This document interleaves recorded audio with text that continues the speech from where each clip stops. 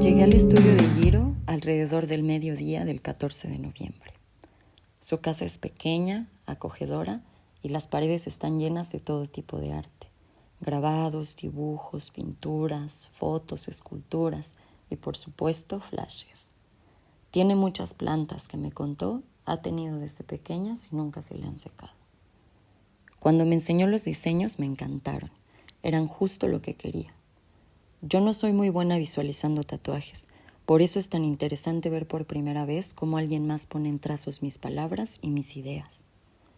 Yo le propuse un pez con piernas de humano y un insecto con cabeza de perro. Esas dos figuras cubrirían la mayor parte de mi antebrazo y el resto lo llenaríamos con fillers o lo que se nos ocurriera, como hacíamos siempre. Después de 2 años construyendo mi manga, Jiro y yo hemos logrado tener una sinergia que nos permite pensar e imaginar juntos cosas que terminan siendo increíbles. El primer tatuaje de esa manga, sin embargo, no fue hecho por él, sino por Duque, un tatuador canario que encontré cuando estuve de intercambio en Tenerife. Eso fue en 2020. Es decir, en mi intercambio no pasó casi nada relevante y estuvimos muchos meses en cuarentena. Pero no me iba a ir sin al menos llevarme un tatuaje con el que pudiera mamonear que había estado en España y me había rayado allá. Me costó mucho encontrar a un artista que me gustara, pero en cuanto encontré al Duque en Instagram, su estilo me resonó un buen. Luego de un arduo proceso de eliminación, dentro del cual consulté a mis amistades y acabé haciendo lo que quise, como siempre hago, escogí un flash de un angelito punk sosteniendo una flor recargado en un corazón con un banner que dice Huracán. Huracán por la canción de Las Madrastras, una de las rolas muy tristes que escucho en loop cuando ando muy sad. Lo primero que mi roomie Carla me dijo cuando lo vio terminado fue que tenía cara de Benito Juárez. Y sí, pero la neta eso hizo que me gustara aún más. En ese momento yo no tenía idea de que ese tatuaje iba a definir el estilo de lo que después sería una manga completa. Cuando volví a México empezamos a llenar el brazo con flashes originales de Jiro, diseños freehand basados en mis ideas y muchos fillers. Todo tradicional, líneas muy gruesas y puro negro. Tratamos de recuperar imágenes relacionadas con el cielo para mantener la temática del primer tatú. Una mujer mariposa, una golondrina, una luna, nubes, estrellas. Llegado ese punto, media manga se veía incompleta. El antebrazo fueron 2 sesiones de aproximadamente 5 horas de tatuaje cada una. Sí, mucho dolor. Adentro de la muñeca y adentro del codo me mataron. El codo mismo fue súper dramático, pero no es eso de lo que quiero hablar. El día que terminé mi manga tomé, más que un paso, un saltito que me puso más cerca de sentirme como la persona que soy. El tatuaje es de las cosas en que más me he apoyado en mi proceso de descubrir qué pedo conmigo misma y compartirlo con el mundo. Con lo que hice, sin saberlo hasta después, fue rastrear imágenes que me provocan añoranza y me ponen en contacto con mis yo del pasado, como si intentara reconstruir la estética de mi infancia en una forma en que sea visible para mí y para los demás. El pez, por ejemplo, me recuerda a la casa de mi abuela, que tenía decoraciones de peces que me fascinaban. La cabeza de perro se inspiró en una máscara tradicional que heredé de mi abuelo. Y el cuerpo del insecto estuvo basado en el grabado Calavera Huertista, de Guadalupe Posada, siendo mi segundo tatuaje inspirado en el trabajo de este artista mexicano. Lo último que agregamos fue una smiley face en la muñeca, donde quedaba un hueco en el que no sabíamos qué poner. Esta no tiene nada que ver, pero es un guiño a un tatuaje que un amigo muy querido se hizo estando pedo. Todo el tatuaje está lleno de símbolos que cargan significados importantes para mí. En la segunda sesión, cuando ya estábamos a un par de horas de terminar, Jiro y yo ya estábamos bien grifos y nos quedamos en silencio, solo con la música al fondo. De repente sentí muchas ganas de llorar, pero no por el dolor, sino por algo como tristeza o melancolía. Obvio me aguanté porque qué oso, no lo quería sacar de pedo y aparte ya me urgía terminar. Llegó a mi cabeza Bri, mi amiga de Oregon que falleció un mes antes por una sobredosis. Hasta ese momento no había tenido tiempo de procesar su muerte y las circunstancias alrededor, que fueron muy caóticas. Entonces fue como si el dolor del tatuaje se ofreciera como un canal para que yo pudiera liberar el dolor psíquico que todo eso me provocó. Luego recordé más cosas así, y poco a poco me fui metiendo más y más en mis pensamientos hasta que llegué a un estado como de conmoción. No sé cómo poner en palabras lo que sentí. Lo más cercano es inefable. Fue como si adelantara lo de 6 meses de meditación de una sentada. Cuando iba a mi casa en el directo, tuve la realización de que el periodo de mi vida al que pertenecen esos sucesos había concluido, y yo, quizás sintiendo esa maduración, escogí ese momento para hacerme un tatuaje que acabó siendo mucho más personal de lo planeado. Me sentí como si hubiera pasado por un ritual, pero ¿qué tanto de ritual puede tener un intercambio que al final es económico? Es decir, en nuestra sociedad el tatuaje es un simple producto, a diferencia de las culturas tradicionales en que puede hasta determinar el rol social de quien lo porta. Platicando de estos divagues con mi amigo Mario, me dio curiosidad profundizar más en las diferencias entre mi experiencia, que puede ser la de muchas más, y lo que ocurre en sociedades en que por norma las etapas de la vida se expresan en el cuerpo a través de tatuajes. En la siguiente charla, Mario y yo reflexionamos sobre el tema partiendo de su perspectiva antropológica para intentar dar respuesta a la interrogante de en qué se distingue el tatuaje en nuestra cultura del tatuaje en culturas tribales. Esperamos que les guste. Primero, yo creo que la introducción que diste sobre tu experiencia, aunque podríamos como analizarlo todo de manera más profunda, la experiencia del tatuaje ya puede darnos como ciertas luces para poder interpretar una práctica, en este caso, una práctica social, porque al final de cuentas el tatuaje hay que entenderlo primero como en esa escala, ¿no? Como una práctica social. El caso primero que me gustaría también añadir, y creo que es muy importante, es el caso de los símbolos. Tú nos platicabas de los símbolos en el tatuaje, de dónde nace, digamos, la inspiración, determinarlo también, sobre qué elementos usar, y diste en el clavo con el concepto de identidad. Un tatuaje de alguna manera representa algún elemento de la identidad. Hoy en día vivimos en sociedades complejas, y más en nuestros contextos, que son, yo los puedo denominar como cosmopolitas, provinciales también, pero nuestros consumos culturales son un poco más universales, ¿no? También hay ciertas como líneas de consumo. Sin embargo, eso nos hace pensar en que nuestras identidades son multidimensionales hasta cierto punto. Sin embargo, en el tatuaje se puede observar ciertos elementos importantes de nuestra identidad, de nuestro pasado, de nuestra narrativa, claro, en general. Eso es en una mirada un poco más, digamos, sencilla y general sobre el tatuaje. Ya hemos platicado y ahorita vamos a dialogar sobre eso, sobre hasta qué punto podemos analizar el tatuaje o la modificación del cuerpo en términos rituales, en términos religiosos, en términos místicos, y todo eso dependerá mucho de la sociedad en la que vivimos, a qué grupos pertenecemos y cuál es nuestra conciencia en función del tatuaje. Entonces, me gustaría preguntarte también, de cierta manera, ¿cómo fue el acercamiento al tatuaje? O sea, obviamente ha sido un proceso, ha habido como diferentes intenciones, pero al menos esta última, ¿cómo definirías? En pocas palabras, ¿cómo definirías cuál fue la intención del tatuaje? Pues tú justo mencionaste la palabra ahorita, ritual, y yo lo sentí mucho como una experiencia así,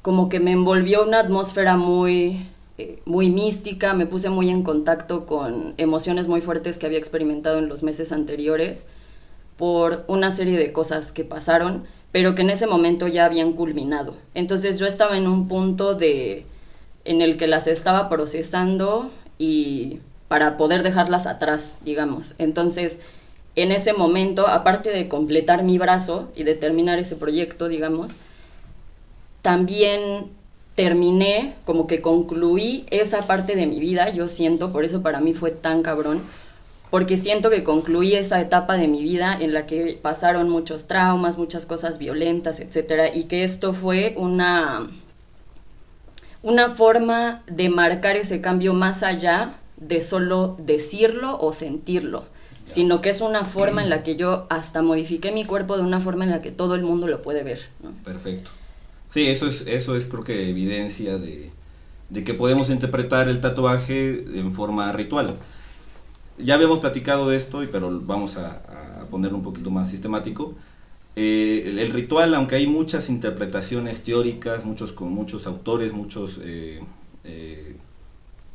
definiciones del concepto ritual, podemos como integrarlo en una definición específica de un autor que se llama Van Gennep, un antropólogo, el cual definía al ritual, al menos entenderlo al ritual, como en 3 elementos que lo cuestionan, ¿no? El primero es un proceso de iniciación, otro es un proceso de umbral o de liminidad, donde todavía no está definido en qué va a acabar el ritual, y el tercero, que es el de clausura o renovación. Entonces, en ese sentido, y con lo que tú me dices, claramente hay una experiencia personal. A pesar de que hay una experiencia personal, aquí lo interesante es observar que ninguna experiencia, por más subjetiva que sea, está aislada de lo social, porque hay una narrativa. Claro. En los símbolos existe un lenguaje, y en el lenguaje hay significados. Entonces, y esos significados son compartidos, entonces toda experiencia personal al final siempre es política. Entonces, siempre hay una representación. No hay forma de representar en términos humanos si no hay un lenguaje común. Claro. Entonces, si observamos tu proceso, sí podemos confirmar que hay elementos que nos pueden llegar a tener certeza de que es un proceso ritual, en donde tanto hay un proceso un poco de renovación, pero también de clausura. Y en el umbral, que es la parte del medio, yo creo que la experiencia también del dolor en el cuerpo tiene una satisfacción, porque se sabe que se va a llegar a cierta clausura que de alguna manera nos va a cambiar, ¿no? Que nos va a cambiar nuestra forma de percibirnos y al mismo tiempo de cómo nos van a percibir. ¿Cómo observas tú esa interpretación?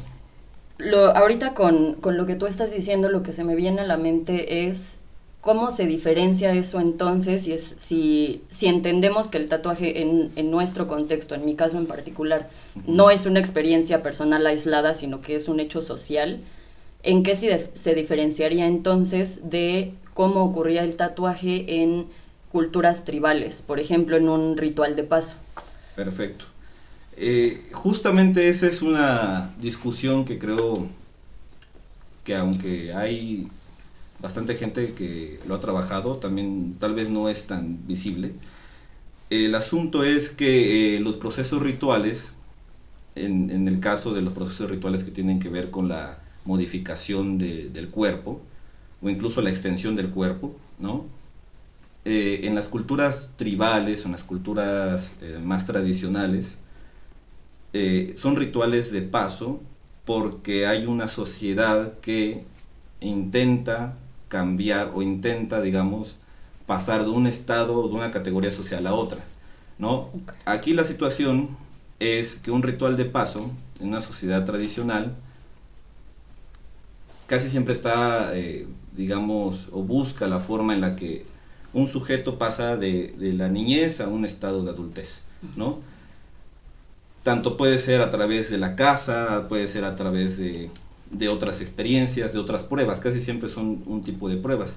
Y yo creo que esa es la diferencia radical entre un ritual de paso contemporáneo como el tuyo, como uno tradicional, en donde, por un lado, en el mundo tradicional hay una sociedad en donde impone el ritual al sujeto, y en tu caso realmente no hubo una sociedad, o al menos particular, que te hiciera y te impusiera un ritual de paso. Claro. Esa es la diferencia ideológica o del paradigma, digamos, de Occidente con otros mundos, en donde el ejercicio de la libertad del sujeto para modificar su cuerpo es muy diferente al al ejercicio de un ritual de paso que es establecido por una sociedad, y si no lo haces, simplemente te pueden aislar o puedes tener otra categoría inferior. En fin, yo creo que eso también depende mucho de la constitución del cuerpo en las culturas. El cuerpo en las culturas occidentales, aunque nosotros somos una amalgama de diversas formas de interpretar nuestro cuerpo, tenemos todavía residuos colonialistas sobre la forma y en la cual interpretamos nuestro cuerpo, en donde muchas veces el cuerpo es observado como un repositorio del alma, ¿no? René Descartes hablaba también ahí de que el cuerpo era la res extensa y la res cogitans era la mente, y que, en fin, esa dicotomía. Sí, pues está cuerpo, en nuestra ¿no? filosofía desde Platón, ¿no? O sea, sí, el mundo la de las dicotomía. ideas, exactamente. Entonces, esto de alguna forma nos ha generado ciertos problemas en cómo nosotros vamos a percibir nuestro cuerpo. Ahora bien, aunque desde hace ya muchos años, muchas décadas, se ha interpretado al tatuaje como una forma de contracultura y de resistencia, porque va más allá de los estándares occidentales, tal vez, o hegemónicos, mejor dicho, sobre cómo deben ser los cuerpos. Hay muchas formas de entender el cuerpo, embodiment, en fin, hay antropología del cuerpo, fenomenología del cuerpo, Merleau-Ponty, en fin, ¿no? Le Breton, hay muchos que los recomiendo a la audiencia. Y el asunto es que, a pesar de que durante varias décadas el tatuaje en las sociedades contemporáneas era una forma de resistencia y que te unía a ciertos grupos que eran contrahegemónicos, hoy en día creo, y eso es una creencia, digamos la audiencia y todos tenemos la última palabra en eso, la cultura del tatuaje ha sido capitalizada. Claro. ¿No? Sí. Hay toda ya una mercadotecnia, una profesionalización también. Sí, incluso tal vez una profanización, ¿no? Del modo ritual. Pero bueno, eso tal vez son otros casos, ¿no? Pero el asunto es que se ha capitalizado, ¿no? Se han observado estos grupos que en un principio eran contrahegemónicos y que ahora hay toda una maquinaria de consumos culturales en redes, en donde el tatuaje es una forma muy, pues propiamente capitalizable, claro. ¿no? Que ha generado tal vez consumos no quiero decir sin menos significado, porque creo que todos con experiencia personal tienen significados profundos, pero sí desde el aspecto individual, ¿no? Eso de alguna manera anula narrativas de contrahegemonía. Eso no es un problema, al final es nuestra condición postmoderna de algunos grupos que vivimos en ciertos contextos. Sin embargo, una forma de reivindicarlo es asumiéndonos como seres sociales y que tenemos que buscarle ciertos argumentos más sólidos a nuestras actitudes individuales, ¿no? Sí, claro, ahorita que decías esto sí me recordó mucho a la individualización, que el tatuaje que practicamos nosotros, nosotras y nosotres suele ser encaminado más a distinguirnos, a diferenciarnos. Y como tú decías, no fue que a mí se me impusiera como parte de esa transición para empezar este nuevo periodo. Eso fue una elección enteramente mía, que en realidad no tiene un impacto, digamos, pues más allá de que la gente me vea tatuada. Pero si no los tuviera, pues quizás hubiera habido otras formas en las que yo pude haber logrado, digamos, esa catarsis.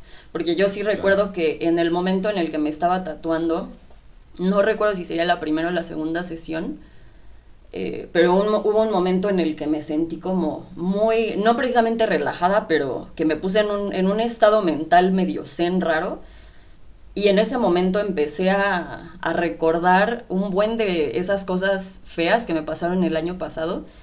Y de hecho hasta me dieron ganas de llorar, pero me aguanté porque no quise sacar de pedo al Giro, porque dije, si me pongo a llorar ahorita va a pensar que me está doliendo mucho o algo así. Entonces me aguanté las ganitas de llorar y ya nada más estaba yo pensando en eso, pero sí fue como un cúmulo de emociones muy, muy fuertes. Pero yo creo que ese ritual pudo haber sido otra cosa. En nuestra sociedad como que también por esto de que se capitaliza, pues tenemos acceso más fácil a, por ejemplo, las ceremonias de ayahuasca, ¿no? Que es una cosa que se ha estado capitalizando machín, de que al menos a mí me aparecen muchísimos anuncios en Instagram de ceremonias de ayahuasca y así, ¿no? Es porque los buscas, te escuchas con el micrófono. No, ni siquiera lo he dicho, solo lo he pensado, estoy segura. No, pero sí tienes un punto bastante a favor de pensar tu experiencia como un ritual, porque también justamente esa atmósfera, esa como experiencia corporal que te lo está generando el cuerpo, pero a ver, el cuerpo, si lo pensamos de manera más eh, reflexiva, el cuerpo no está separado ni de la mente, ni del alma, ni todo eso, ¿no? El cuerpo realmente es todo aquello que nos denominamos como sujeto, ¿no? Uh-huh. O sea, digamos, es más complejo, no es un repositorio solamente. Claro. En ese sentido, cuando tú tienes una experiencia que sea impuesta o no un acto de libertad, pero al final es una experiencia importante que buscas, que construyes, porque al final hubo un proceso, en este caso tal vez de diseño y de qué es lo que voy a plasmar en mi piel. Todo eso generó de algún modo una práctica que tuviera un éxtasis. Okay. Y justamente el éxtasis es uno de los elementos que definen cualquier experiencia mística. Wow. Entonces, cuando uno habla de un ritual que tiene características místicas, debe tener cierta forma de éxtasis corporal. Tanto, por ejemplo, o sea, emulándolo a una experiencia religiosa, las ceremonias chamánicas, el éxtasis del cuerpo es muy importante para que haya una efectividad del ritual, haya una eficacia simbólica, donde tú sí creas, incluso llegues a sanar muchas situaciones de aflicción, ya sea social o incluso de salud, o los evangélicos o pentecostales especialmente, que tienen experiencias religiosas en donde el cuerpo necesita estar digamos, alterado, y así poder sentir al Espíritu Santo, el fuego del Espíritu Santo. Entonces realmente el cuerpo en la mayoría de sus religiones, porque hay muchas otras que buscan el ascetismo, es decir, incluso golpearse a sí mismo, ¿no? Pero muchas veces ir en contra de los ¿cómo le llamamos? De estos elementos que hagan que el cuerpo tenga ciertas sensaciones, ¿no? Okay. En la mayoría de las religiones, el cuerpo es un instrumento bastante bueno para poder sentir a Dios, incluso, ¿no? O a sentir a cualquier deidad, o sentir que ya ha pasado de un momento a otro. Ahora, aquí podríamos como platicar si el dolor se puede interpretar como cierta penitencia. Al final estamos en ciertas sociedades que tenemos una vida desde una visión más judio-cristiana, en donde muchas veces se interpreta el dolor como una forma de acceder a lo divino, pero bueno, eso yo creo que sería una interpretación un poco apresurada. Sin embargo, ahorita en la parte de lo místico y el éxtasis, yo creo que se puede observar en tu experiencia, ¿no? Se puede llegar a afirmarlo, ¿no? Claro, de hecho ahorita que mencionabas eso, me viene a la mente que yo lo que pensé en ese momento fue como, en ese momento yo estoy sintiendo el dolor que no me permití sentir cuando pasaron esta serie de cosas en el pasado, ¿no? Porque todo pasó en un contexto muy apresurado, muchas cosas que no tuve tiempo de procesar, pero que fueron dolorosas. Y pienso que en ese momento ese dolor físico era la forma de canalizar el dolor psíquico, digamos, que no había podido sentir. Pero otra cosa que hablábamos el otro día, que estábamos echando chisme sobre esto, era esto que yo te comentaba que se me ocurrió, que es que a nuestra generación, por todas las cuestiones de la precariedad laboral, la crisis salarial, todo esto, no tenemos, digamos, acceso a estas cosas fundamentales que sí tenían generaciones como nuestros padres o nuestros abuelos, como tener una casa, tener un carro, todo eso. Entonces, nuestro cuerpo se convierte en nuestra única propiedad, de alguna forma, y en este mismo contexto, en ese contexto capitalista del que hablábamos, pues sí se vuelve una forma de ejercer, de tener propiedad, de poseer al cuerpo.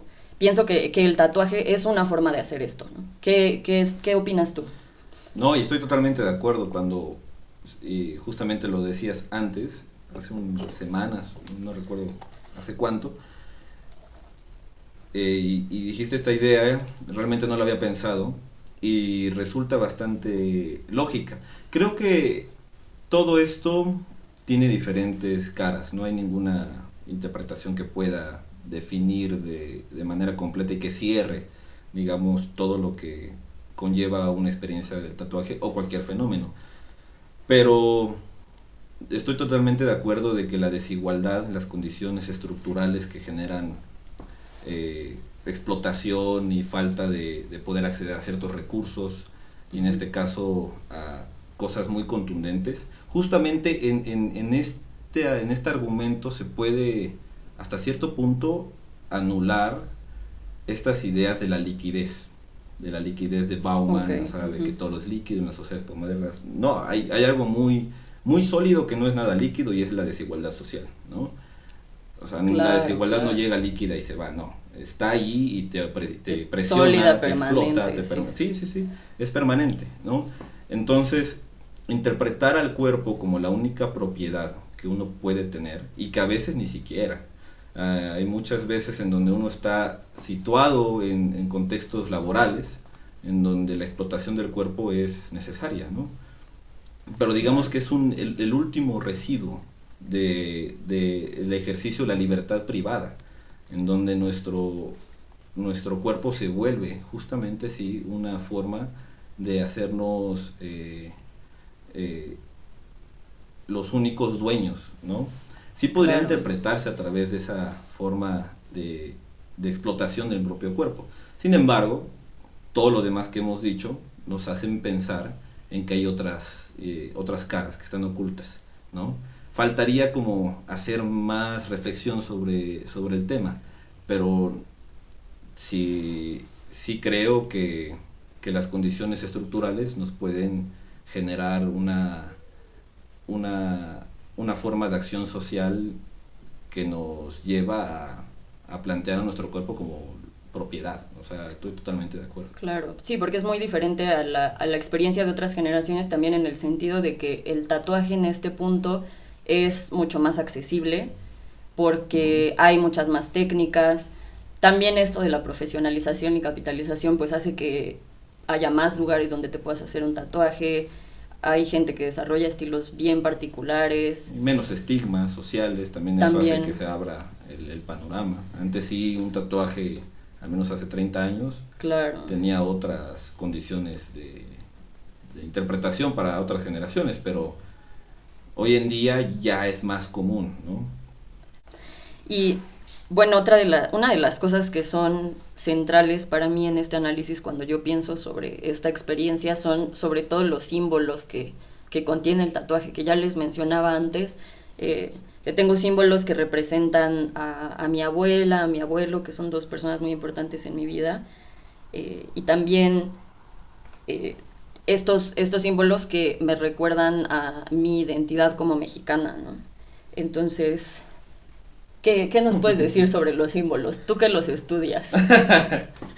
Bueno, los símbolos siempre son una forma de poder encontrar los significados, ¿no? Un símbolo tiene significados, tiene signos, tiene significados y construyen un sentido.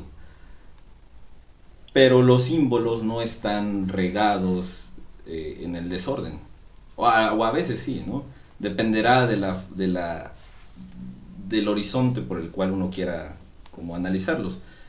Pero hablando del ritual, un ritual es una serie de símbolos ordenados que buscan otorgarle un sentido a algo, ¿no? Esa es una forma muy reducida de entender un ritual, o sea, en donde el símbolo es importante, porque el símbolo va a representar y va a dar un sentido y va a preestablecer un orden.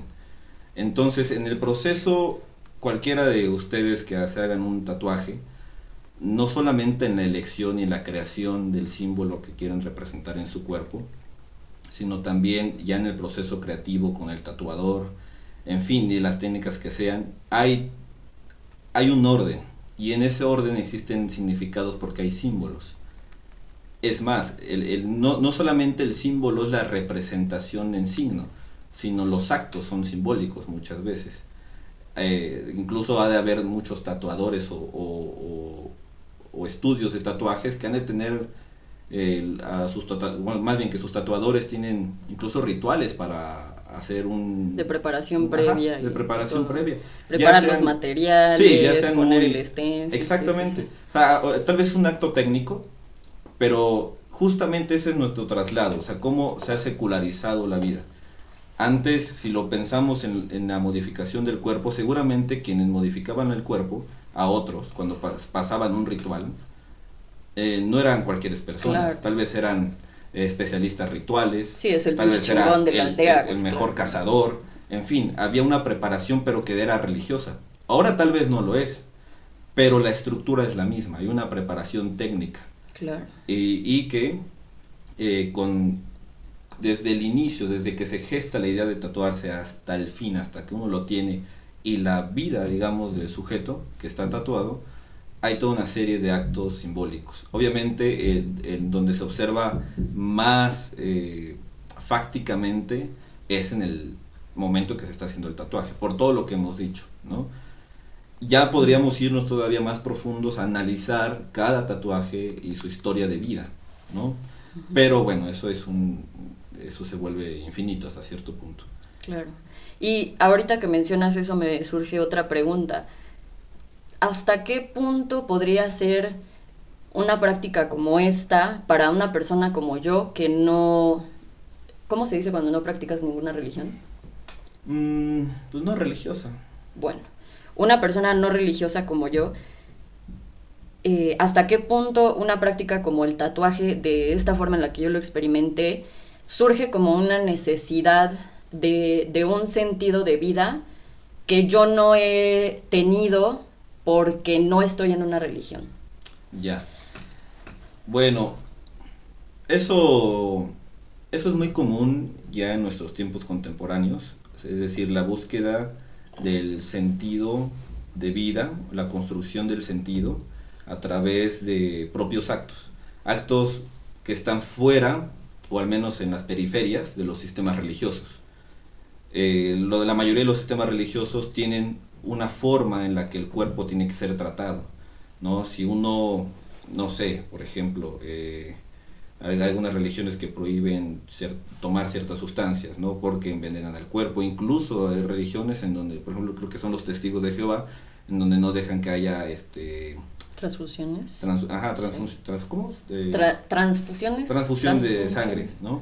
Porque hay una suerte de pecado, en fin. Sí. Entonces, en el caso de las personas que están inmersas en el mundo del tatuaje, seguramente hay muchos elementos que pueden definir que es una práctica de corte religioso, porque están buscando un sentido. No religioso propiamente, pero sí en la práctica. ¿Por qué? Porque cualquier religión, en términos muy elementales, en cualquier sistema religioso, digamos, es una oferta de sentido, ofrece un sentido de vida. Claro. Pero bueno, toma en cuenta la mayoría de los aspectos de la vida social desde el eje religioso, ¿no? Desde cómo vivir tu vida económica, cómo vivir tu vida familiar, cómo vivir tu vida, etcétera, ¿no? Cualquier forma de vida social está regulada por un centro religioso. En el caso de las personas que no tienen, digamos, una orientación religiosa, o al menos están fuera, en las periferias de sus sistemas religiosos, buscan el sentido a través de otras formas. Muchas veces se contradicen entre sí, pero volvemos al punto inicial, ¿no? Es multidimensional, ¿no? Nuestras identidades tienen diferentes formas de expresión y por lo tanto hay diferentes formas y búsquedas y construcción de los sentidos. Entonces, en el tatuaje seguramente, aparte con lo que hemos hablado, por lo que yo te conozco también, el tatuaje tiene muchos elementos que pueden hacernos pensar en una forma de vida que busca un sentido, ¿no? O al menos renovaciones, pausas, etcétera, ¿no? Tal vez no tienes el sentido de vida, ¿no? Porque no hay aún todavía una narrativa más contundente, pero sí son expresiones de la búsqueda del sentido a través de la expresión de mi propio cuerpo. O sea, eso ya es un acto político y que significa algo, ¿no? y puede significar algo trascendental. Claro. Claro. Se me no, fue. pues obvio. Tenía la verga. Sí, ya, a ver. Pausa, se reinicia este pedo. Muchas pausas, ya cambio de posición, ya estoy acá, ya estoy peinado, ya estoy... Sí, no me acuerdo en qué momento me sentí así yo, a la verga, sí es cierto, güey. A ver, sí, pues de hecho, el tatuaje, al menos en la forma en la que yo me he acercado, te brinda una oportunidad de generar comunidad con gente con la que tienes intereses en común, que es, por ejemplo, muy similar a, digamos, ir a la iglesia los domingos, ¿no? O sea, que vas y te reúnes con tu comunidad con la que compartes una serie de cosas que comparten esto que tú decías de un proyecto de vida, pues en el tatuaje, digamos que puede ser algo similar, ¿no? Es como que te vas a tatuar y pues hay una sinergia con tu tatuador o tu tatuadora, puedes invitar a tus amigos, están ahí echando la chela y así. Y obviamente si es gente que tiene los mismos intereses y etcétera, pues sí te da como un poco, porque no dirá que mucho de solidez, que de hecho tú hablabas justamente de Bauman y de la sociedad líquida y etcétera.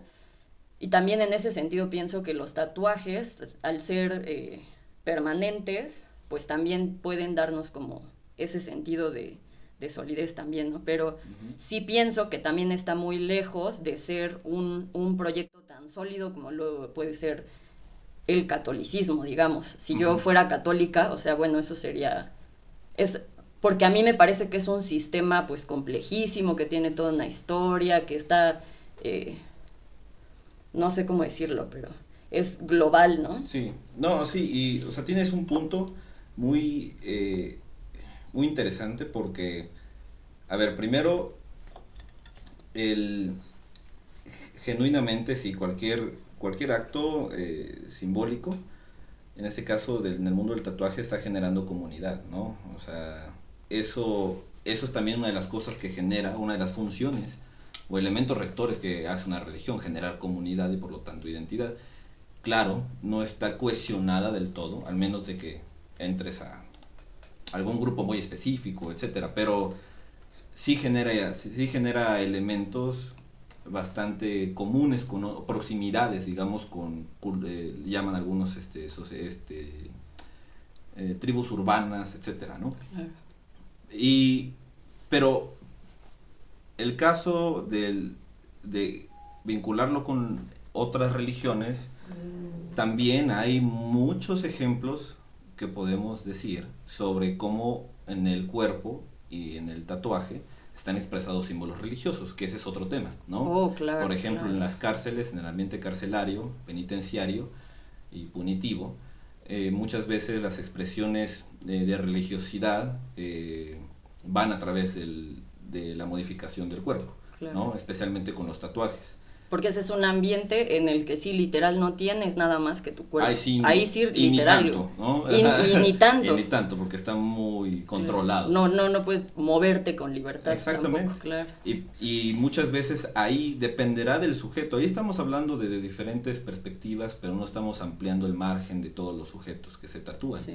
Claramente, en un ambiente carcelario, hay mucha gente, y no es para nada ilógico, que se tatúa vírgenes de Guadalupe, santas muertes y también claro, por ejemplo